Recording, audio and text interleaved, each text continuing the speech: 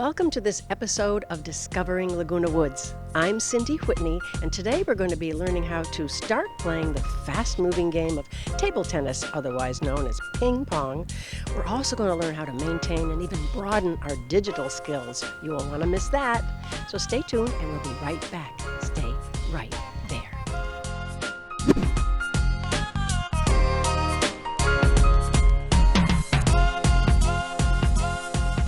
Hi, now we're talking to Mabel Tam. Hi, Mabel. Hi, Cindy. How are you? I'm just fine. I'm so excited to be in this room. There's so much activity in here. Is it always like this? Oh, yes. Okay, there's a lot of excitement, a lot of laughter, a lot of happiness, and people is eager to play. Yes. Oh, they seem to be.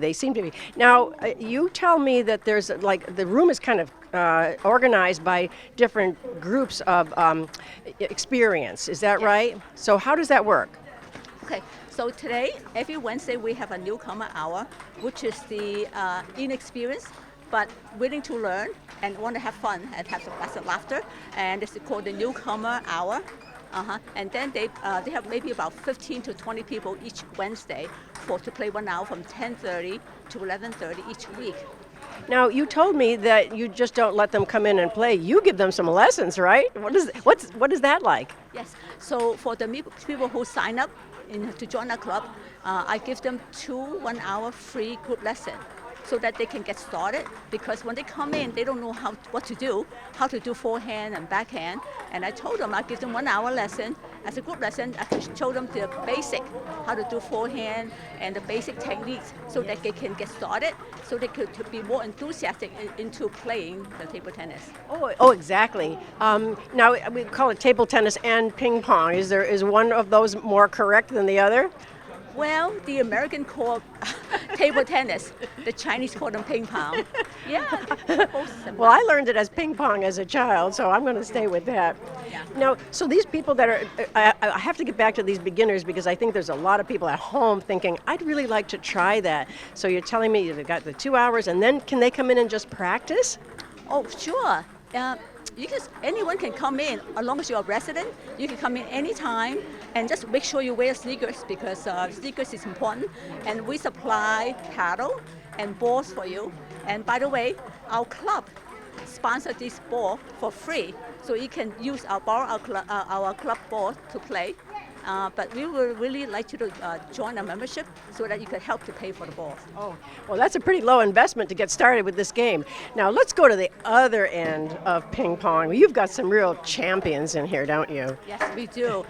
The morning player are more or less from beginner to intermediate level. The afternoon player is more of an advanced player. So their level is pretty high. They are like 1,000 to 1,800. So that is pretty high according to the senior level, right? So now it's a more of an intermediate level of playing right now. Okay. And they come quite early. They play like 9:30 to about 12 o'clock. Now, is the intention of that so that you're playing with your own skill level? Would that be fair to say? You're not coming in here and all of a sudden somebody is really much better than you, and you know it's hard to play with that person. Well, I like to play with different level.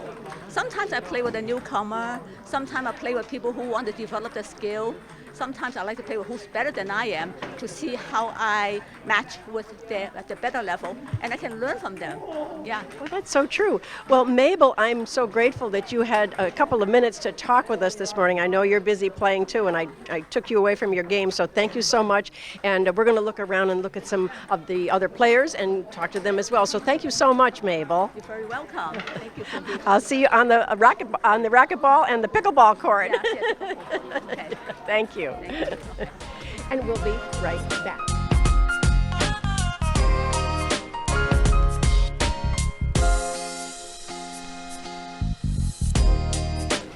And now I'm speaking with Lee Rada. And Lee, you're working with some of the newbies that come in who play and learn about ping pong. Is that correct? Right. Yes, I am. I'm here watching everybody have a good time and making sure everybody gets taken care of. Now, do you have a schedule that you work on? Not well. We're here from 10:30 until 11:30 on Wednesdays, and it's just one of these things that if people come in, they know somebody that they're playing with, and they have a foursome. That's good. If somebody comes in that isn't familiar with the other people, we fit them in so that everyone gets to play. So you take a kind of an active role in making sure that they've got somebody to play with. Correct. I think that's nice. I wish more activities in the village did that. Because I think sometimes people, they're worried that they won't, be able to interact with somebody, or, you know what I mean? So that's great that you do that. So how long have you been here working in ping pong? I think about six months. I'm still a newcomer, and I probably will remain a newcomer. So you're new to ping pong also. Oh, I see. Well, aren't you generous with your time that you're helping everybody else? It's a friendship thing as well as exercise, good exercise. But people have made good friendships here as well. I would think. What's so good about the exercise? You move. Moving is good. I move around a lot, and I see other people who are. People are really, really good. Some of them are excellent at this, and it's just a good time. Everybody's very congenial. It seems to be. Now, how about eye-hand coordination? Oh, it's supposed to be wonderful for that, and also brain. Keeping your brain sharp and clear, and I think that it does a good job. In watching them, I see that they're having a good time. You can see that they're struggling to apply the things that they've learned so far. That's right. As I am. I took a lesson, and he was excellent. It doesn't make me a champion, but it did make me better. Well, it's a start, and you learned the rules of play. Mm-hmm. Correct. Yes. Yeah. I mean, some of the members here are very elderly. We have one man, and he is in his 90s. He had a stroke. He's amazing. And everybody loves him. He plays. He's good. And he's here for the game and the socialization. Isn't that inspiring? I mean, when you Very see much. someone who is older and, has some difficulties, some setbacks, they're out there playing again with something that they can actually do. I know. It's true. It's very true. He's terrific. Yes, yeah, that's very inspiring. So what would you say to somebody that's sitting at home saying, where is that? I want to go there. Where is the ping pong room? Well, we're on the third floor in the main center. Community center. Community center, and just come up. It's fun. People are friendly. You won't feel strange. Come on over. I walked in here today and everybody smiled. It was like, wow, very friendly place. Yeah, it is. So it's great.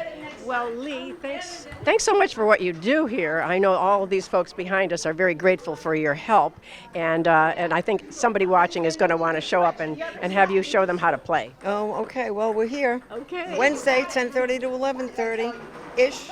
Thanks. And we're coming right back.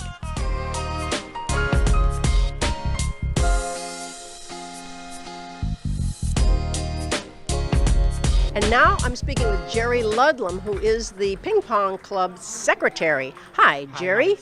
Hi, Cindy. Well, we're here, and there's a lot of people that are more senior level behind us on the tables now. Is that correct? Yes, I mean, most Monday through Friday, quite often you'll see me at that table in the morning from 10 o'clock to 11 o'clock to noon, playing with the same people. And like Susan Wu here, I mean, she's here the most hours of the day, probably morning, afternoon. They always say she never tires. Oh, my goodness. So I consider myself and my wife a recreational level, which is to me the fun level. Because I mean, we laugh the most. We don't really care if we win or lose. We like close games. Deuce in the fifth, which means, we play the best out of 5 games.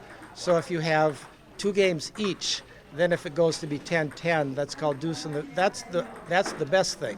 You don't want some people to dominate. So we try to play with people of similar levels, because if you get someone way too good, they'll win too much. So we try to have people similar level and mix up so that it's similar level.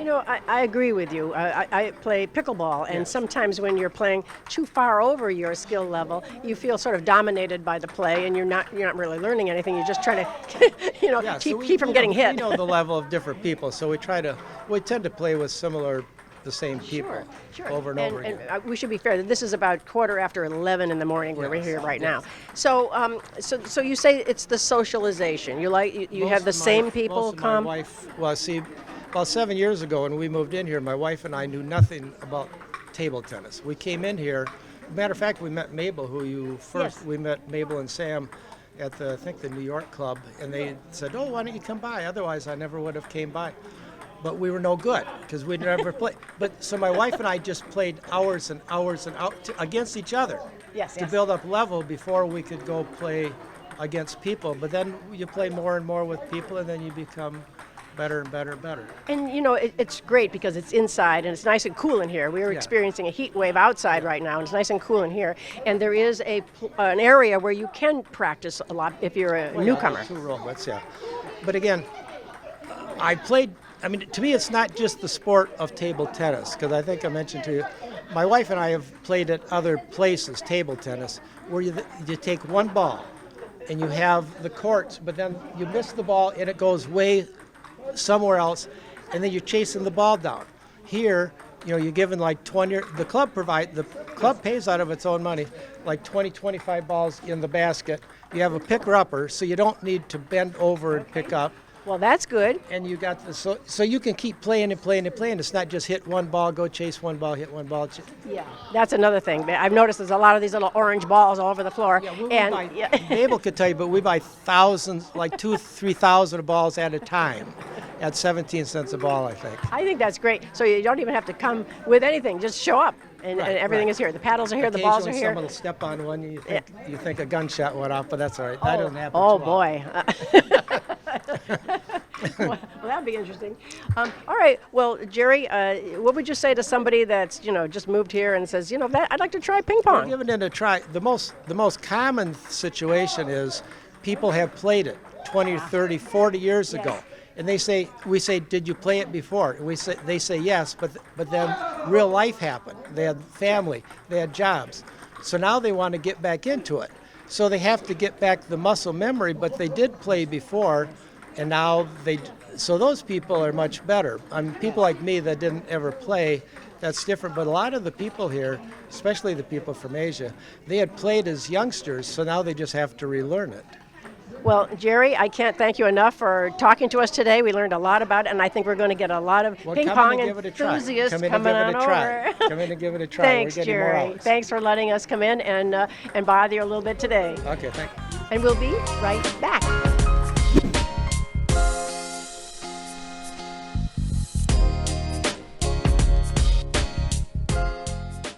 I'm so happy to be speaking with Debbie Dotson today, and I'm going to introduce Debbie by way of giving her a compliment. Hi, Debbie. How are you? Hi, Cindy. Thank you so much for having me on your show. It was so exciting to hear from you. My pleasure, and I wanted to say thank you on behalf of all of us for having such an incredible show, because it's this wonderful, dependable resource that we now have that expands our knowledge about technology, and by extension of that, it expands our ability to have new interests and new activities because we feel safe going on and looking at these things and exploring, the internet and all the things that are available. So thank you. And I understand you're having an anniversary. Your show is having an anniversary. Yes. We just celebrated 1 year on Village Television. It's so exciting. Congratulations. Yeah, thanks. I pitched this idea because I felt like there was a need in the community, and it's just been wonderful. Yes. It's been a wonderful 1 year, and I'm looking forward to a whole nother year.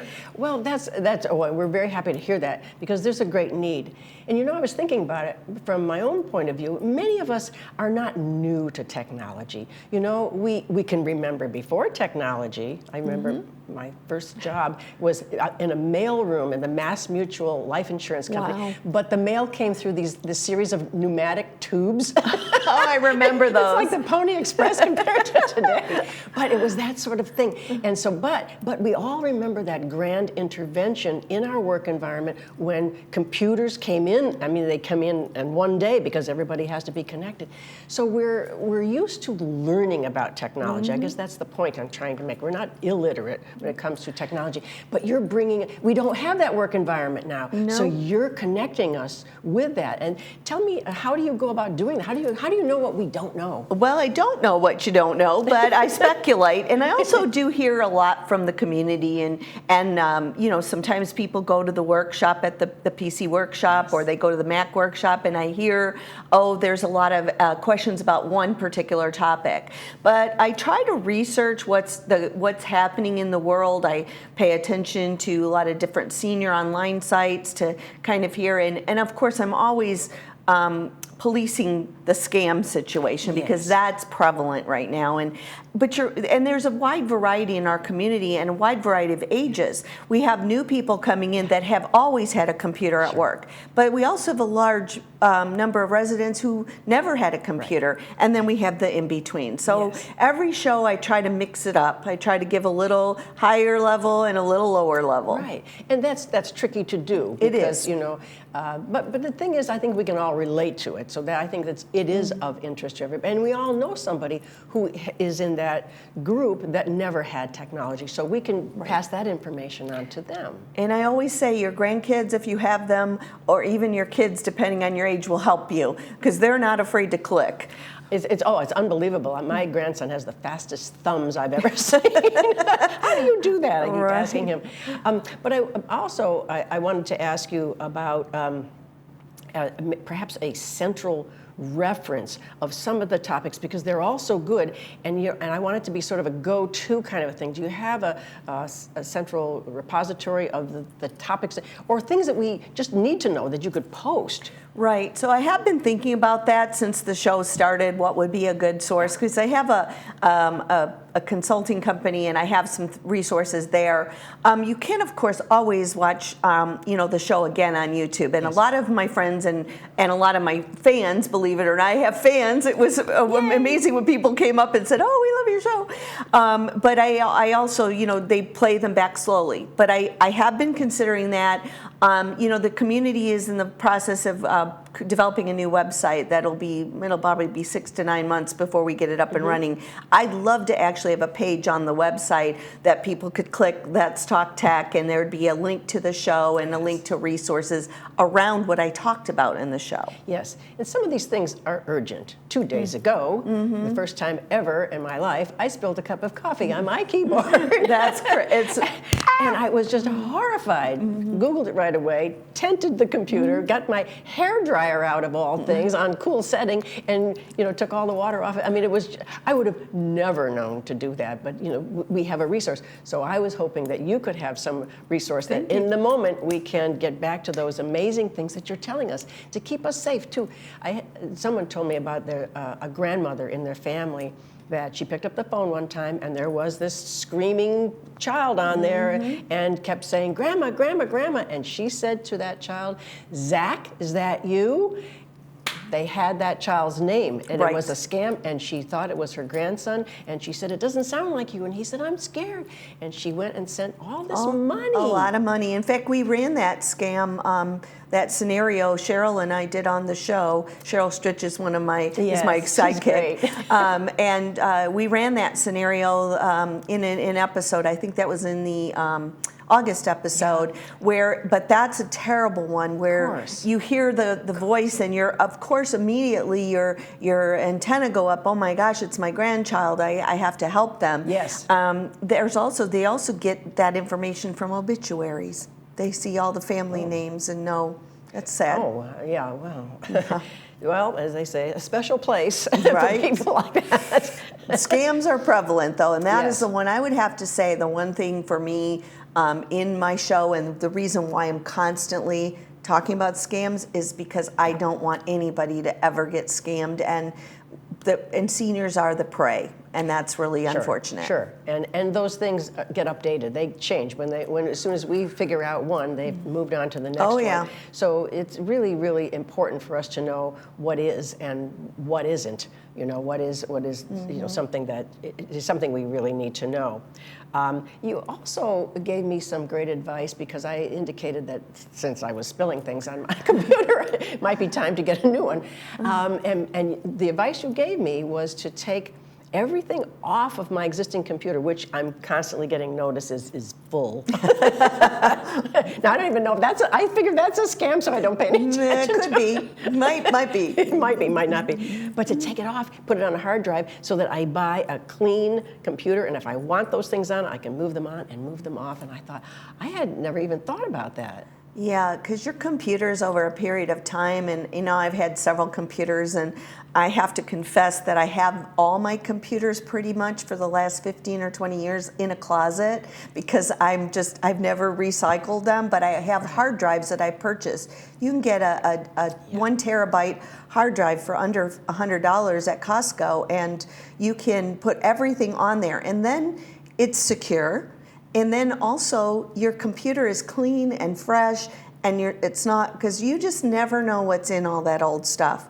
Things could be buried, viruses could be buried that are time sensitive. Hackers are very, very shrewd, and they bury things in files that might not show up for a month or a year sometimes in your computer. So yes, clean computers. If you're going to get a new computer, put all of the important things, your photos, your documents, put them on a hard drive, an external hard drive, and then start with a fresh computer and determine what you actually need to put there. And I'm sure you've covered this in your show, but I mean, it's important to have this external protection, the protective systems that we can embed in our computer so that it's ever watchful, and those things are, I'm assuming, the key to being safer. But you're saying Windows Defender is actually built into all Windows devices, and it's actually one of the best and highly rated security system. It doesn't cost any additional money. Macs have their own security levels built in. But of course, getting a firewall or getting an antivirus software, there's several good ones out there. There's never too much security. That's the way I look at it. People would be surprised to know that I only use Windows Defender, but I do use a virtual provider network when I'm traveling, because that is a much better to keep everything. That is like Fort Knox around your internet connection, and that's really important to use that. I see. It's called a VPN, but I've talked about that a couple of times on the shows, and in fact today, in October episode, we filmed it earlier today, we're talking about the best firewall though is you. You're the human firewall. You being able to look at what you're getting to say, this doesn't seem right, something looks out of the ordinary. That's what you need to do. Yes. You need to just be your own firewall, a human firewall. And you're helping us with that, and we really appreciate it. Well, is there anything else that you would like us to know, besides continue to watch the show, know that it's going to be continuing to give us things that are relevant and important to us? Yes. Please, I always give out my email, talktech949@gmail. And we'll put it on, and we'll on put the on the screen. Please send me your questions. Please send me your comments. I'm always looking to make sure I'm meeting the needs of the community as best that I can. And so the only way I can really do that is to hear from people. So I hope that people do that, and also take advantage of a lot of the training options that we have in our own community right here. Almost all of it is free, and people are volunteering to teach new things. So take advantage of that. Yes, yeah, it's important. It's vitally important, and because we don't want people to not use their computer. We don't want them to separate from the digital world, because that will be a level of disengagement that could lead to isolation, and we don't want any of those things. Right. So we want people to stay connected and feel safe in doing so. So we thank you so much for your show, and thank you for always being our guardian in that regard. And and to many other years of being on the air, we really appreciate you, Debbie. So thanks for being with us today. Thank you, Cindy, so much for having me. I really appreciate the time. Of course. And we'll be back.